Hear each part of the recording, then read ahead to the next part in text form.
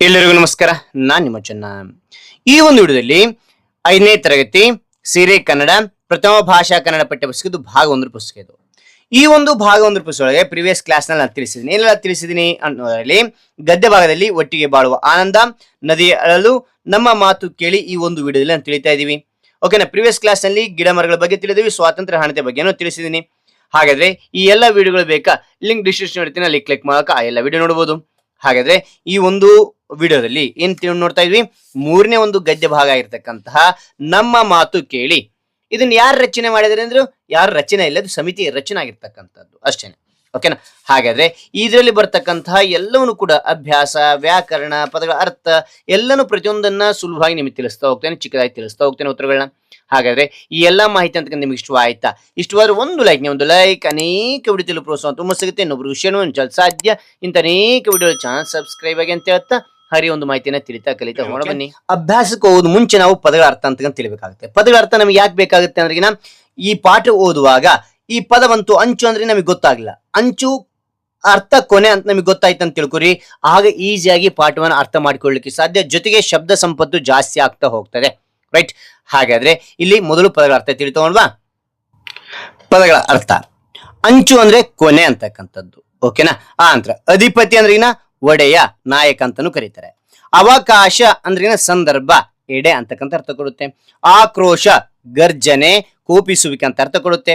ಉಪೇಕ್ಷೆ ಅಂದ್ರಿನ ಅಲಕ್ಷ್ಯ, ಕಡೆಗಣಿಸುವಿಕೆ ಅಂತ ಅರ್ಥ ಕೊಡುತ್ತೆ. ಕಾಡು ಅಂದ್ರೆ ಅರಣ್ಯ, ಅಡವಿ ಅಂತಕ್ಕಂಥದ್ದು. ಅದಾಂತರ ಕ್ಷೇಮ ಸಮಾಚಾರ ಅಂದ್ರಿನ ಕುಶಲ, ಆರೋಗ್ಯ ಕುರಿತಾದ ವಿಷಯ ಅಂತಕ್ಕಂಥದ್ದು ನಾವು ನೋಡ್ತೇವೆ. ಅದಾಂತರ ಖಾರ ಅಂದ್ರಿನ ತೀಕ್ಷ್ಣ, ಕಟು ಅಂತಕ್ಕಂಥ ಅರ್ಥ ಕೊಡುತ್ತೆ. ಅದಾದ ನಂತರ ಗಳಿಸು ಅಂದ್ರೆ ಸಂಪಾದಿಸು, ಪಡೆ ಅಂತಕ್ಕಂಥ ಅರ್ಥ ಕೊಡುತ್ತೆ. ಗಳಿಸು ಅಂದ್ರೆ ಸಂಪಾದಿಸು, ಪಡೆ ಅಂತಕ್ಕಂಥದ್ದು. ಚರ್ಚೆ ಅಂದ್ರೆ ವಾಗ್ವಾದ, ತರ್ಕ ಅಂತಕ್ಕಂಥ ಅರ್ಥ ಕೊಡುತ್ತೆ. ತಾಣ ಅಂದ್ರೆ ಸ್ಥಳ, ಸ್ಥಾನ ಅಂತಕ್ಕಂಥ ಅರ್ಥ ಕೊಡುತ್ತೆ. ದೂರು ಅಂದ್ರೆ ನಿಂದಿಸು, ಆಪಾದನೆ ಅಂತಕ್ಕಂಥ ಅರ್ಥ ಕೊಡುತ್ತೆ. ಅದಾದ ನಂತರ ನಾಯಕತ್ವ ಗುಣ ಅಂತಕ್ಕಂಥದ್ದು, ಆಲೋಚಿಸಿ ಜವಾಬ್ದಾರಿಯನ್ನು ನಿರ್ವಹಿಸುವ ಮನೋಭಾವ ಅಂತಕ್ಕಂಥ ಅರ್ಥ ಕೊಡುತ್ತೆ.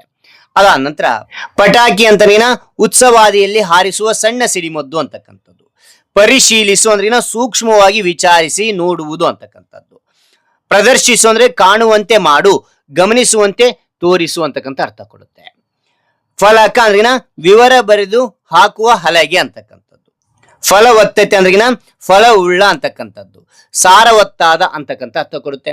ಅದ ನಂತರ ಮದ್ದು ಅಂದ್ರಿನ ಬಂದೂಕು, ಕೋವಿಯಲ್ಲಿ ತುಂಬುವ ಸ್ಫೋಟಕ ಪುಡಿಗೆ ನಾವು ಏನಂತೀವಿ, ನಾವು ಮದ್ದು ಅಂತಕ್ಕಂಥ ಅರ್ಥ ಕೊಡುತ್ತೆ. ಮುದ್ದಿಸು ಅಂದ್ರೆ ಪ್ರೀತಿಸು, ಮುದ್ದಾಡು ಅಂತಕ್ಕಂಥ ಅರ್ಥ ಕೊಡುತ್ತೆ. ಮುನ್ನಡೆ ಅಂದ್ರೆ ಏಳಿಗೆ, ಪ್ರಗತಿ ಅಂತ ಅರ್ಥ ಕೊಡುತ್ತೆ. ಮೆಚ್ಚುಗೆ ಅಂದ್ರೆ ಪ್ರಶಂಸೆ ಅಂತಕ್ಕಂಥದ್ದು. ರಾಕ್ಷಸ ಅಂದ್ರೆ ದಾನವ ಅಥವಾ ದುಷ್ಟಶಕ್ತಿ ಅಂತಕ್ಕಂಥ ಅರ್ಥ ಕೊಡುತ್ತೆ. ವಿಷದ ಗೊಬ್ಬರ, ರಾಸಾಯನಿಕ ವಸ್ತುಗಳನ್ನೊಳಗೊಂಡ ಗೊಬ್ಬರ ಅಂತಕ್ಕಂಥ ಅರ್ಥ ಕೊಡುತ್ತೆ. ಸಿಡಿದು ಹೋಗು ಅಂತಕ್ಕಂಥದ್ದು, ಚಿಮ್ಮು, ಸ್ಫೋಟಗೊಳ್ಳು ಅಂತಕ್ಕಂಥ ಅರ್ಥ ಕೊಡುತ್ತೆ. ಓಕೆನಾ.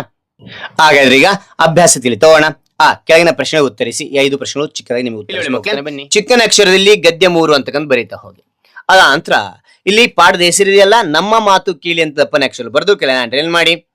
ಇಲ್ಲಿ ಏನ್ ಮಾಡ್ತೀರಾ ಅಂತ ಈ ಒಂದು ಅಭ್ಯಾಸ, ಈ ಒಂದು ಪಾಠದ ಅಭ್ಯಾಸ ಯಾವತ್ತು ಬರಿತಾ ಇರ್ತೀರಾ ಆ ಡೇಟ್ ಅನ್ನು ಇಲ್ಲಿ ಬರಿತಾ ಹೋಗಿ. ಓಕೆನಾ.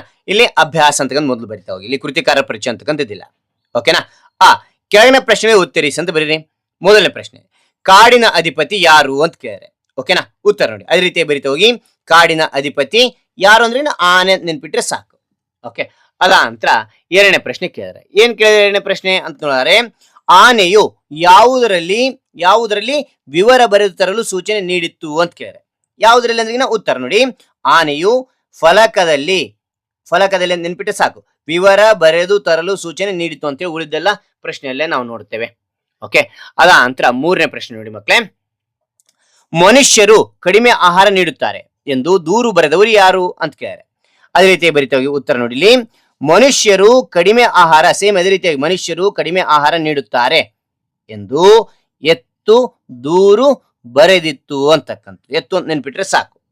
4ನೇ ಪ್ರಶ್ನೆ, ಕಾಡು ನಿಮಗೂ ಬೇಕು ಎಂದು ಎಚ್ಚರಿಸಿದವರು ಯಾರು ಎಚ್ಚರಿಸಿದ್ರು ಅಂದ್ರಿಗಿನ ಉತ್ತರ.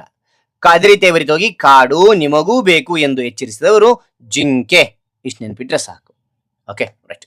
ಹಾಗಾದ್ರೆ ಮುಂದೇನಿದೆ ಇಲ್ಲಿ ಉಳಿದರೆ 5ನೇ ಪ್ರಶ್ನೆ, ಮದ್ದುಗುಂಡು ಸಿಡಿಸಬೇಡಿ ಎಂದು ಹೇಳಿದವರು ಯಾರು ಹೇಳಿದ್ರಿಗಿನ ಉತ್ತರ.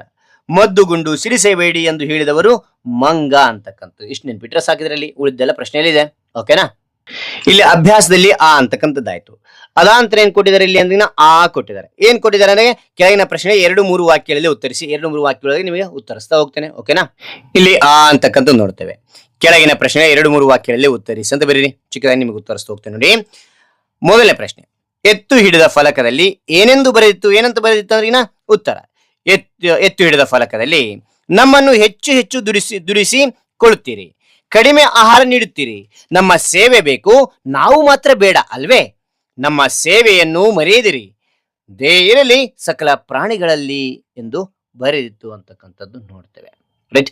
ಅದ ನಂತರ ಎರಡನೇ ಪ್ರಶ್ನೆ, ಜಿಂಕೆ ಹಿಡಿದ ಫಲಕದಲ್ಲಿ ಏನೆಂದು ಬರೆದಿತ್ತು ಅಂತ ಕೇಳಿದರೆ ಉತ್ತರ, ಜಿಂಕೆ ಹಿಡಿದ ಫಲಕದಲ್ಲಿ ಕಾಡು ನಮ್ಮ ಬದುಕಿನ ಆಧಾರ, ಅದನ್ನು ನಾಶ ಮಾಡಬೇಡಿ, ನಮ್ಮನ್ನು ಉಳಿಸಿ ನೀವು ಉಳಿಯಿರಿ ಎಂದು ಬರೆದಿತ್ತು ಅಂತ ನೋಡ್ತೇವೆ. ಮೂರನೇ ಪ್ರಶ್ನೆ ನೋಡಿ, ಆಮೆ ಹಿಡಿದ ಫಲಕದಲ್ಲಿ ಏನೆಂದು ಬರೆದಿತ್ತು ಅಂತ ಕೇಳಿದರೆ ಉತ್ತರ, ಆಮೆ ಹಿಡಿದ ಫಲಕದಲ್ಲಿ ನೀರು ಅಮೂಲ್ಯ ಸಂಪತ್ತು, ಅದನ್ನು ಕಲುಷಿತಗೊಳಿಸಬೇಡಿ, ದುರ್ಬಳಕೆ ಮಾಡಬೇಡಿ, ನೀರನ್ನು ಉಳಿಸಿರಿ, ಜೀವವನ್ನು ಉಳಿಸಿರಿ ಎಂದು ಬರೆದಿತ್ತು ಅಂತಕ್ಕಂಥದ್ದು ನೋಡ್ತೇವೆ.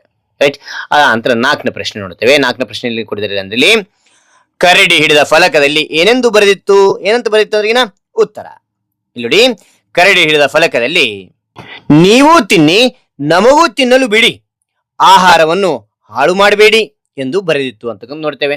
ಓಕೆನಾ.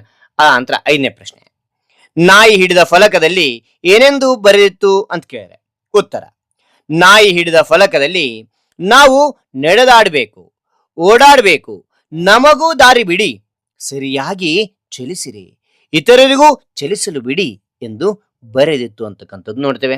ಓಕೆನಾ. ಇದಾದ ನಂತರ ಏನೇನು ನೋಡ್ತೋಣ. ಇಲ್ಲಿ ನೋಡಿ ಮಕ್ಕಳೇ, ಇಲ್ಲಿ ಆ ಅಂತಕ್ಕಂಥದ್ದಾಯ್ತು. ಅದಾಂತರ ಏನ್ ಕೊಟ್ಟಿದ್ದಾರೆ ಅಂತ ಇಲ್ಲಿ ನೋಡಿದಾರೆ. ಇಲ್ಲಿ ಈ ಕೊಟ್ಟಿದ್ದಾರೆ. ಏನ್ ಕೊಟ್ಟಿದ್ದಾರೆ ಈ ನಲ್ಲಿ ಅಂದ್ರೆ ಬಿಟ್ಟ ಸ್ಥಳಗಳನ್ನು ಸರಿಯಾದ ಪದಗಳಿಂದ ಭರ್ತಿ ಮಾಡಿರಿ ಅಂತಿದೆ. ಓಕೆನಾ. ಇಲ್ಲಿ ನೀವು ಚೆನ್ನಾಗಿ ಪಾಠ ಕೇಳಿ ಅಂತ ತಿಳ್ಕೊರಿ, ಈಸಿಯಾಗಿ ನೀವು ಬರಿತಾ ಹೋಗ್ತೀರಾ. ಓಕೆನಾ. ಮೊದಲನೇ ಪ್ರಶ್ನೆ, ಆನೆಯು ಎಲ್ಲಾ ಪ್ರಾಣಿಗಳಿಂದಲೂ ಡ್ಯಾಶ್ ಅನ್ನು ಗಳಿಸಿತು ಅಂತಕ್ಕಂಥದ್ದು. ಏನನ್ನು ಗಳಿಸಿತು ಅಂದ್ರೆ ಮೆಚ್ಚುಗೆ ಅಂತಕ್ಕಂಥದ್ದು. ಮೆಚ್ಚುಗೆ. ಓಕೆ. ಅಂತ ಏನೇನದು, ಪ್ರಾಣಿಗಳು ಈ ದಿನದ ಡ್ಯಾಶ್ ಸಿದ್ಧವಾಗಿ ಬಂದಿದ್ದವು. ಯಾವ್ದ್ರಿಗೆ ಅಂದಿನ ಸಭೆಗೆ, ಸಭೆಗೆ ಅಂತಕ್ಕಂಥ, ಸಭೆಗೆ ಸಿದ್ಧವಾಗಿ ಬಂದಿದ್ದವು. ನಂತರ ಮೂರನೇದು, ಎಲ್ಲರ ಕುರಿತಾಗಿಯೂ ಈ ರೀತಿಯ ಡ್ಯಾಶ್ ಸಲ್ಲದು. ಏನು ಸಲ್ಲದು ಅಂದ್ರೆ ಆಕ್ರೋಶ, ಆಕ್ರೋಶ ಅಂತಕ್ಕಂಥದ್ದು. ನಾಲ್ಕನೇದು, ಇವುಗಳನ್ನು ಇನ್ನೊಮ್ಮೆ ಡ್ಯಾಶ್ ಚರ್ಚಿಸೋಣ. ಓಕೆನಾ. ಇನ್ನೊಮ್ಮೆ ಪರಿಶೀಲಿಸಿ, ಪರಿಶೀಲಿಸಿ ಚರ್ಚಿಸೋಣ ಅಂತಕ್ಕಂಥದ್ದು. ಐದನೇದು, ನಮ್ಮನ್ನು ಹೆಚ್ಚು ಹೆಚ್ಚು ದುಡಿಸಿಕೊಳ್ತೀರಿ ಎಂದು ಡ್ಯಾಶ್ ಹೇಳಿತು. ಯಾವ್ದು ಹೇಳಿತು ಅಂದ್ರೆ ಎತ್ತು ಹೇಳಿತು, ನಮ್ಮನ್ನು ಜಾಸ್ತಿ ದುಡಿಸ್ಕೊಳ್ತೀರಾ ಅಂತಕ್ಕಂಥ ಮಾತನ್ನ. ಓಕೆ. ಮುಂದೆ ಏನ್ ನೋಡ್ತೋಣ. ಇಲ್ಲಿ ನೋಡಿ ಮಕ್ಕಳೇ, ವ್ಯಾಕರಣ ಮಾಹಿತಿ ಅಂತಿದೆ, ವಚನಗಳಂತದೆ, ಏಕವಚನ ಬಹುವಚನ ಅಂತಕ್ಕಂಥದ್ದು ನೋಡ್ತೇವೆ. ಇಲ್ಲಿ ಕೆಳಗಡೆ ನಾವು ಅಭ್ಯಾಸದಲ್ಲಿ ಭಾಷಾಭ್ಯಾಸ ನೋಡಿ ನಿಮಗೆ ಗೊತ್ತಾಗ್ತಾ ಹೋಗುತ್ತೆ. ಓಕೆನಾ. ಎಸ್, ಭಾಷಾಭ್ಯಾಸ ನೋಡ್ತಾ ಹೋಗಿ. ಇಲ್ಲಿ ನೋಡಿ ಮಕ್ಕಳೇ, ಇಲ್ಲಿ ಭಾಷಾಭ್ಯಾಸ ಅಂತ ಕೊಡಿದರೆ ಆ ವಚನ ಬದಲಿಸಿ ಬರೆಯಿರಿ ಅಂತ ಕೇಳಿದರೆ. ಓಕೆನಾ. ಒಂದಿತ್ತಂದ್ರೆ ಎತ್ತು ಅಂತ ಕರಿತೀವಿ, ಬಹಳ ಇದ್ದು ಅಂತ ತಿಳ್ಕೊರಿ ಏನಂತ ಕರಿತೀವಿ, ಎತ್ತುಗಳು ಅಂತಕ್ಕಂಥದ್ದು ಕರಿತೇವೆ. ಅದು ಬಹುವಚನ ಆಗಿರುತ್ತೆ. ಒಂದಿದ್ರೆ ಏಕವಚನ, ಒಂದಕ್ಕಿಂತ ಜಾಸ್ತಿ ಇತ್ತು ಅಂದ್ರೆ ಬಹುವಚನ ಆಗಿರುತ್ತೆ.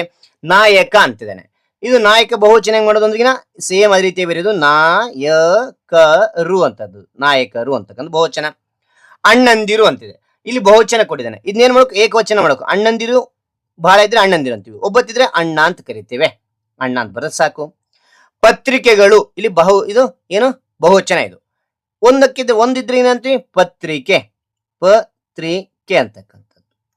ಇಲ್ಲಿ ಪತ್ರಗಳು ಅಂತಿದೆ, ಪತ್ರಗಳು ಬಹಳ, ಇದು ಬಹುವಚನ, ಇದು ಏಕವಚನ ಪತ್ರ ಅಂತ ಕರಿತೇವೆ. ಓಕೆನಾ. ಮುಂದೆ ನೋಡ್ತೋಣ. ಇಲ್ಲಿ ಆರನೇದು ಮಿತ್ರರು ಅಂತ ಕೊಡಿದ್ರೆ ಬಹುವಚನ ಇದೆ, ಏಕವಚನ ಮಿತ್ರ. ಅದ ನಂತರ ಅದು ಅಂತಿದೆ, ಅದು ಅಂತಂದ್ರೆ ಇಲ್ಲಿ ಏನಾಗಿತ್ತು ಅಂದ್ರೆ ಅದು ಅಂದ್ರೆ ಏಕವಚನ ಆಗುತ್ತೆ, ಅದು ಅವು ಅಂತ ಕರಿತೇವೆ, ಬಹುವಚನ ಇದು. ನೀವು ಅನ್ನೋದು ಬಹುವಚನ, ಏಕವಚನ ನೀನು ಅಂತಕ್ಕಂಥದ್ದು ಏಕವಚನ ಆಗಿರುತ್ತೆ. ಓಕೆನಾ ಮಕ್ಕಳೇ. ಈ ಯೋಜನೆಯ ಬಗ್ಗೆ, ಓದಿನ ಮನ್ನಣೆ ಬಗ್ಗೆ ಮತ್ತು ಶುಭ ನುಡಿ, ಇಲ್ಲಿ ಶುಭ ನುಡಿ ನೋಡ್ತೋಣವಾ. ಎಸ್, ಕೊನೆಗೆ ಶುಭ ನುಡಿ ನೋಡೋಣ. ಇತರರ ಮಾತುಗಳಿಗೂ ಮನ್ನಣೆ ಕೊಡಿರಿ. ಓಕೆನಾ. ಇತರ ಮಾತುಗಳು ಮನ್ನಣೆ ಕೊಡ್ಬೇಕಾಗುತ್ತೆ. ಸಂಪನ್ಮೂಲಗಳನ್ನು ಅಗತ್ಯವಿದ್ದಷ್ಟು ಮಾತ್ರ ಬಳಸಬೇಕು. ಸಂಪನ್ಮೂಲ ಬಹಳ ಐತೆ ಅಂತ ಬಹಳ ಬಳಸೋದಲ್ಲ, ಅದೆಷ್ಟು ಬೇಕು ಅಷ್ಟನ್ನೇ ಬಳಸೋದು. ಉದಾಹರಣೆಗೆ ನೀರದಂತೆ ಹೆಚ್ಚಿಗೆ ಖರ್ಚು ಮಾಡೋದಲ್ಲ, ಎಷ್ಟು ಬೇಕು ಅಷ್ಟನ್ನೇ ಮಾತ್ರ ಖರ್ಚು ಮಾಡಬೇಕಾಗ್ತದೆ, ಬಳಸಬೇಕಾಗ್ತದೆ. ಮೂರನೇದು, ವನಗಳನ್ನು ಬೆಳೆಸಿರಿ, ವನ್ಯಜೀವಿಗಳನ್ನು ಉಳಿಸಿರಿ. ವನ ಅಂದ್ರಿನ ಅರಣ್ಯಗಳನ್ನ ಬೆಳೆಸಬೇಕು, ವನ್ಯಜೀವಿಗಳನ್ನ ಉಳಿಸಿರಿ ಅಂತ ಮಾತನ್ನ ಇಲ್ಲಿ ಒಳ್ಳೆಯ ಮಾತು, ಶುಭ ನುಡಿಯನ್ನು ಹೇಳಿರ್ತಕ್ಕಂಥದ್ದು. ಓಕೆನಾ? ಹಾಗಾದ್ರೆ ಈ ಎಲ್ಲಾ ಮಾಹಿತಿ ಅಂತ ನಿಮಗೆ ಇಷ್ಟವಾದ್ರೆ ಒಂದು ಲೈಕ್ ಅನೇಕ ವಿಡಿಯೋ ಪ್ರೋತ್ಸಾಹ ತುಂಬಾ ಸಿಗುತ್ತೆ. ಇನ್ನೊಬ್ರಿಗೂ ಶೇರ್ ಮಾಡಲು ಸಾಧ್ಯ. ಇಂಥ ಅನೇಕ ವಿಡಿಯೋ ಚಾನಲ್ ಸಬ್ಸ್ಕ್ರೈಬ್ ಆಗಿ ಮತ್ತೊಂದು ಹೊಸ ವಿಷಯದೊಂದಿಗೆ ಮತ್ತೊಂದು ಹೊಸ ವಿಡಿಯೋ ಭೇಟಿ ಆಗ್ತೇನೆ. Thank you for watching. Bye ಮಕ್ಕಳೇ.